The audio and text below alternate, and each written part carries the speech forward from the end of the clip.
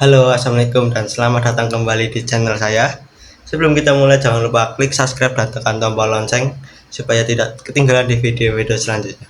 Jadi di video kali ini saya mau berbagi hasil penelitian saya yang sudah saya susun dengan dosen pembimbing saya, yaitu Bapak Suyitno.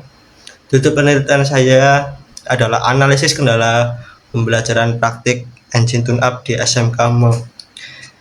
Penelitian ini sudah dimuat di The Guru, jurnal karya ilmiah guru. Topik ini saya pilih karena cukup dekat dengan keseharian banyak guru dan di siswa di SMK jurusan otomotif. Mungkin sebagian dari teman-teman yang nonton video ini juga pernah mengalami sendiri, baik sebagai siswa maupun sebagai guru, bagaimana rasanya praktik tune-up di bengkel sekolah yang fasilitasnya kadang masih terbatas.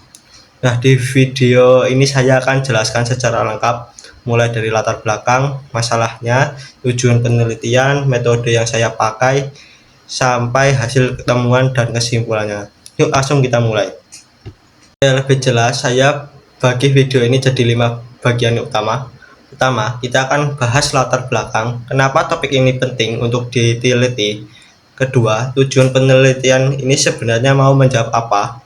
Ketiga, metode penelitian, yaitu cara saya mengumpulkan dan menganalisa data. Keempat, ini bagian paling seru, hasil dan pembahasan, di mana saya akan ungkap 4 kendala utama yang ditemukan di lapangan. Dan terakhir, kesimpulan serta saran yang bisa jadi rekomendasi untuk sekolah maupun guru. Kita mulai dari latar belakang dulu. Ya, jadi gini, SMK itu kan tugas utamanya menyiapkan siswa supaya siap kerja. Makanya pembelajaran praktik itu jadi jantungnya pendidikan di SMK.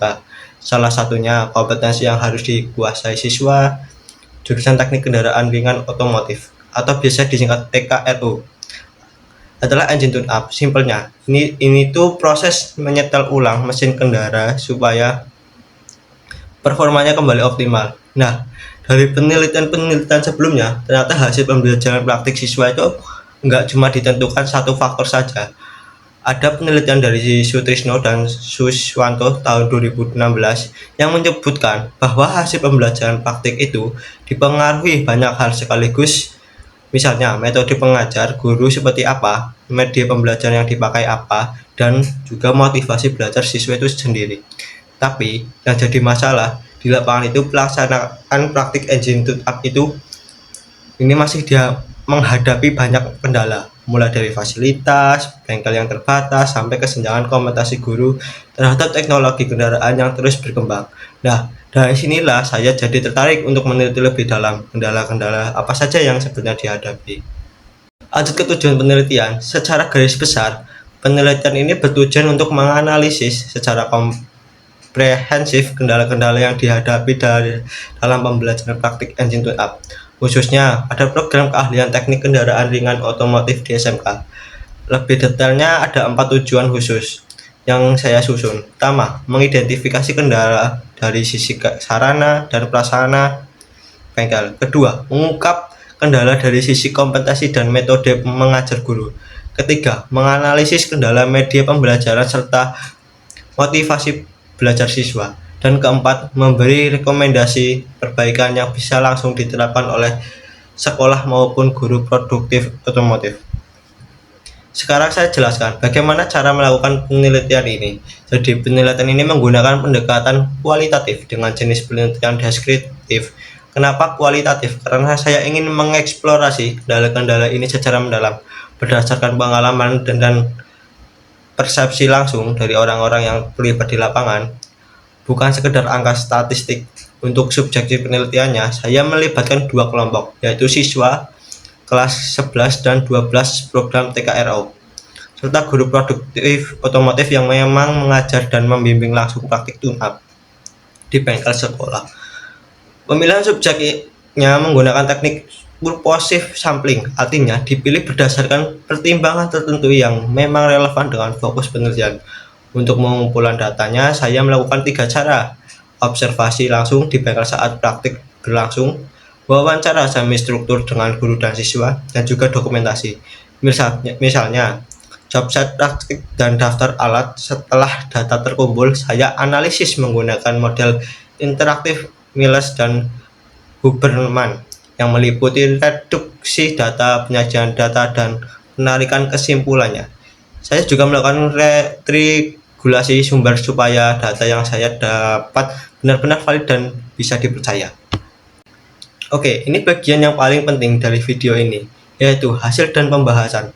Setelah saya melakukan observasi, wawancara, dan dokumentasi, saya menemukan bahwa kendala pembelajaran praktik engine tune-up di SMK itu sebenarnya bukan cuma satu masalah, tapi ada 4 aspek yang saling berkaitan satu sama lain. 4 aspek itu adalah pertama, sarana dan prasarana bengkel, kedua, kompetisi guru, ketiga, media pembelajaran, dan keempat, motivasi belajar siswa. Nah, saya akan bahas satu persatu secara lebih detail, lengkap dengan data dan kutipan dan penelitian pendukungnya. Yang pertama, soal sarana dan prasarana bengkel. Dari hasil observasi saya, ternyata banyak bengkel praktik yang belum memiliki kelengkapan alat ukur dan alat diagnosa yang memadai, terutama untuk kendaraan dengan sistem injeksi elektronik atau EV. Akibatnya, siswa harus bergiliran memakai alat yang sama dalam kelompok besar. Jadi waktu praktiknya jadi nggak maksimal. Yang lebih disayangkan lagi, unit kendaraan latih yang tersedia kebanyakan masih pakai teknologi karburator alias konvensional. Padahal di industri sekarang, ini kebanyakan kendaraan sudah pakai sistem injeksi. Jadi ada gap atau kesenjangan antara apa yang dipelajari siswa di sekolah dengan apa yang akan mereka temui di dunia kerja nanti. Ini juga sejalan dengan temuan Haryanto di tahun 2016 yang mengungkap bahwa pemenuhan prasarana bengkel TKR di berbagai SMK negeri itu masih jauh dari standar minimal yang ditetapkan Permendiknas nomor 40 tahun 2008. Bahkan di beberapa sekolah pemenuhannya cuma sekitar 25-75% saja dari standar yang seharusnya.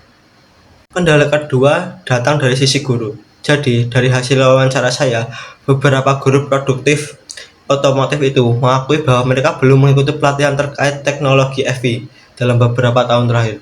Ini bukan karena mereka enggak mau belajar, tetapi lebih keterbatasan waktu pelatihan dan dukungan anggaran dari sekolah. Akibatnya, di kelas praktik, metode yang dipakai itu masih dominan demonstrasi satu arah. Jadi guru yang memperhatikan di depan, siswa cuma mengamati. Nah, ini menyebabkan siswa jadi lebih paham secara teori, tapi belum benar-benar terampil kalau diminta praktik sendiri secara mandiri. Hal ini juga didukung oleh penelitian Sutrisno dan Siswanto tahun 2016 yang saya sebut sebelumnya, bahwa persepsi penguasaan metode mengajar praktik guru ini berpengaruh signifikan terhadap hasil belajar siswa dalam pembelajaran praktik otomotif. Kendala ketiga ada di media pembelajaran. Dari wawancara dengan siswa yang banyak mengaku kesulitan memahami urutan prosedur tune-up secara runtut. Kalau hanya dijelaskan secara lisan atau lewat job set tertulis saja, mereka bilang akan lebih mudah paham kalau ada media visual, misalnya video tutorial yang diulang-ulang secara kebutuhan belajar masing-masing. Saya juga sempat mendokumentasikan job set praktik yang dipakai di sekolah, dan ternyata hasil evaluasi kelengkapannya hanya mencapai 71,25%. Artinya, masih ada celah, terutama belum ada ilustrasi gambar pada langkah-langkah kerja yang krusial. Ini beresiko menimbulkan kesalahan interpretasi siswa terhadap prosedur yang harusnya dijalankan. Temuan ini selaras dengan penelitian Yusuf dan kawan-kawan di tahun 2026 yang menyebutkan bahwa minimnya penguasaan siswa terhadap prosedur kerja standar itu menjadi tantangan utama. Dan prosedur serta pengawasan yang jelas sangat diperlukan untuk mempercepat pemahaman siswa. Yang keempat, ini berkaitan dengan motivasi belajar siswa. Jadi siswa yang sering menunggu giliran pakai alat itu cenderung jadi kurang antusias dan mudah teralihkan perhatiannya saat praktik berlangsung. Tapi sebaliknya, siswa yang dapat kesempatan praktik langsung secara individual itu justru menunjukkan keterlibatan dan rasa percaya diri yang jauh lebih tinggi. Selain itu, beberapa siswa juga bilang kalau mereka kurang memahami relevansi praktik tune-up ini dengan pekerjaan nyata di industri, karena belum pernah dapat gambaran langsung dan praktisi atau lewat kunjungan industri. Ini juga dikuatkan oleh penelitian Pramudipyo dan kawan-kawan tahun 2025 yang membuktikan bahwa sarana prasarana praktikum dan motivasi belajar itu secara bersama-sama berkontribusi secara 50,6% terhadap hasil belajar siswa teknik kendaraan ringan otomotif. Jadi memang fasilitas dan motivasi itu jalan berdampingan, nggak bisa dipisahkan. Jadi kalau saya rangkum dari hasil penelitian dan pembahasan yang sudah saya jelaskan tadi, bisa disimpulkan bahwa kendala pembelajaran praktik engine tune up di SMK itu bersifat multidimensi. Artinya, kendala ini enggak berdiri sendiri-sendiri, tapi keempat aspek tadi itu yaitu sarana prasarana kompetisi guru, media pembelajaran dan motivasi siswa itu saling berkaitan dan saling mempengaruhi satu sama lain. Jadi kalau kita mau memperbaiki kualitas pembelajaran praktik ini, nggak bisa cuma benerin satu aspek saja. Misalnya cuma nambah alat doang, tapi gurunya nggak dilatih, ya hasilnya nggak akan maksimal. Semua harus dibenahi secara simultan biar kompetisi yang dihasilkan siswa itu benar-benar relevan dengan kebutuhan industri otomotif yang sebenarnya.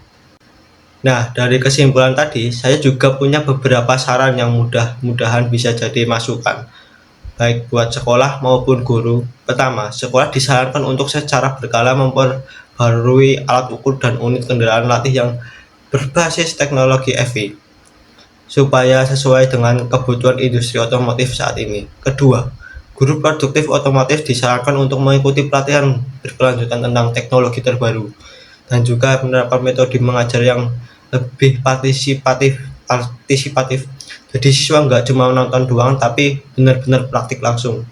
Ketiga, sekolah dan guru bisa mulai mengembangkan media pembelajaran tambahan, misalnya video tutorial atau job bergambar yang lebih mudah dipahami dan bisa diulang-ulang sama siswa kapan saja. Dan yang keempat, sekolah disarankan untuk lebih sering menghadirkan praktisi industri atau mengadakan kunjungan industri supaya siswa punya gambaran nyata dan motivasi belajar dan yang jadi lebih meningkat. Itu dia penjelasan lengkap mengenai penelitian saya tentang kendala pembelajaran praktik engine tune up di SMK. Semoga video ini bisa bermanfaat, terutama buat teman-teman guru, calon guru atau siapapun yang concern dengan kualitas pendidikan vokasi di Indonesia. Kalau teman-teman punya pengalaman serupa di sekolah masing-masing, baik sebagai guru maupun siswa, boleh banget cerita di kolom komentar supaya saya juga ingin tahu kira-kira kendala apa yang paling sering teman-teman hadapi di lapangan. Jangan lupa like video ini kalau dirasa bermanfaat, subscribe kalau belum, dan share ke teman-teman yang mungkin membutuhkan informasi ini juga. Terima kasih banyak sudah menonton sampai akhir. Sampai jumpa di video selanjutnya. Assalamualaikum dan semoga harimu menyenangkan.